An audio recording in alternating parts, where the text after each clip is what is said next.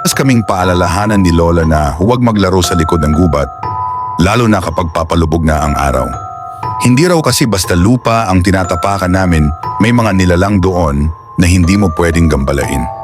Pero syempre, gaya ng karamihan sa kabataan, hindi kami naniwala. Isang Sabado ng hapon, ako at ang pinsan kong si Marco ay naglaro ng tagu-taguan sa likod ng bukid. Masarap ang hangin, tahimik at wala masyadong tao. Napansin namin ang isang maliit na punso kulay abo ang lupa, tila sariwa pa.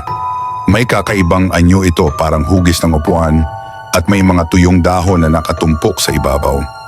"Uy, tignan mo to," sabay tadyak ni Marco. "Hoy," sabi ni Lola, "huwag gagalawin yan." Sigaw ko. Napatawa lang siya. "Ang dami mong paniniwala. Wala yang nuno-nuno. Baka lang daga yan." Umakya ang lamig sa batok ko. Bigla akong nakaramdam ng bigat. Ang paligid tila biglang tumahimik. Wala na akong narinig kundi huni ng mga ibon na parang napuputol. Kinagabihan, nagsimula si Marco na makaranas ng lagnat. Hindi yung karaniwang init, nanginginig siya kahit balot na balot. Nang isama namin siya sa health center, walang makitang dahilan. "Parang may kinikimkim sa loob ang bata," sabi ng matandang nurse. Habang nakahiga si Marco, nagsimulang mamaga ang kanyang mga paa. Namumula, nangingitim, at kada maghating gabi, umiiyak siya at paulit-ulit na sinasabi, "May bumubulong sa tenga ko."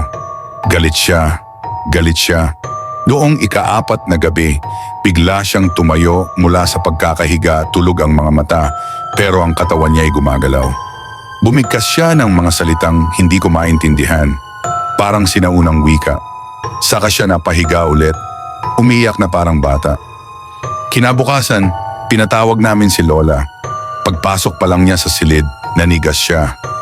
"Kayo ba'y may ginawang masama sa punso?" Tanong niya, hindi ako tinitingnan. Umiyak ako, tumango. Dinala kami ni Lola kinabukasan sa punso. May dala siyang alay, itlog, tabako at bigas. Tahimik lang siyang nagdasal at bumulong ng paumanhin. Bago kami umalis, napansin ko ang punso.